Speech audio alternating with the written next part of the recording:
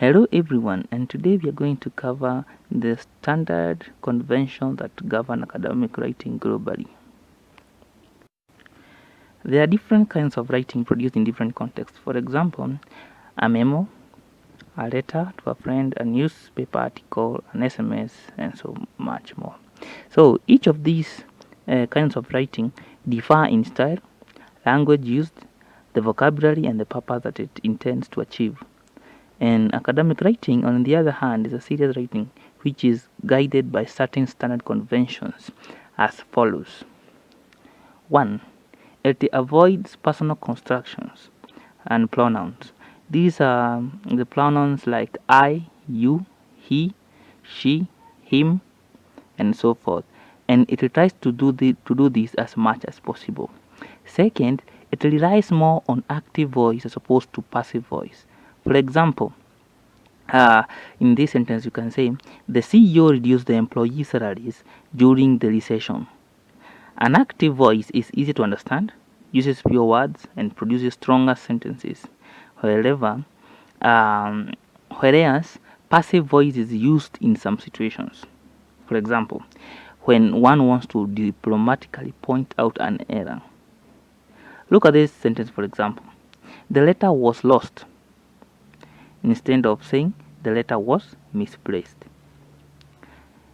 On the other hand, academic writing avoids voice contraction or shortening, such as can't, shouldn't, and so much more. And instead, it uses the complete forms of these words. For example, in place of can't, you can use, you should use cannot.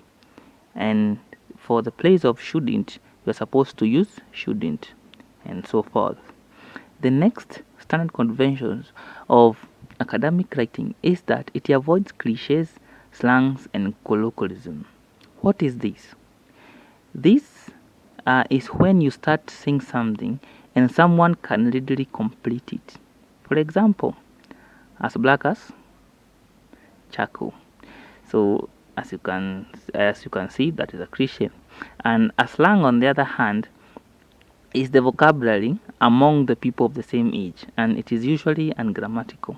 Colloquialism, on the other hand, is use of common and grammatical words such as poor folks, kudos, and other words that are used in everyday communication. Another standard convention that is used in academic writing is it emphasizes on the objectivity of its content. For example, she weighs 130 kilograms instead of saying she is obese. Academic writing also uses special vocabulary or jargon instead of general vocabulary. For example, instead of saying lame, which is a common phrase, you can say he or she is physically challenged instead of saying lame. Also, the other point is originality. A writer, that is an academic writer, should ensure at all times that their voice is evident in their writing so that they make a contribution to existing knowledge. That is the primary goal of academic writing, that is to make a contribution to existing knowledge. If you're not contributing to existing knowledge, there is no point of you writing an academic paper. And the other convention is reader's consciousness. Every writer should be sensitive to the reader's expectations, to the level of the education, race, ethnicity, gender, and religion, and other demographic factors. This is because, as we said in the previous video, is because of every writing has its own discourse community, and every discourse community dictates what should be written, and also recognizes what should be written, or what is right and what is wrong. Also, academic writing should be free of any noise, that is, in the vocabulary used, and also in the syntax, that is sentence structure. For example, bad grammar is a contributor of noise, and also semantics semantic noise, where you are using a lot of ambiguity and using a lot of compound sentences, and this can be achieved by careful revision and editing of the written work. Also, academic writing, it acknowledges the ideas of others. That is, one is not expected to present only their own ideas, but also to acknowledge information obtained from books and journals. Some features used in formal writings are avoided. For example, idioms, euphemism, proverbs, hyperbole, irony, etc. These are avoided as much as possible, and this is because mostly they alienate the reader from the intended achievement or the intended goal of that academic writing. So, as we said in the previous uh, video, that academic writing is geared towards statistical analysis and also to refute or to support what has already been said. So the last standard convention is it is a lengthy as well as creative process, or which involves various stages.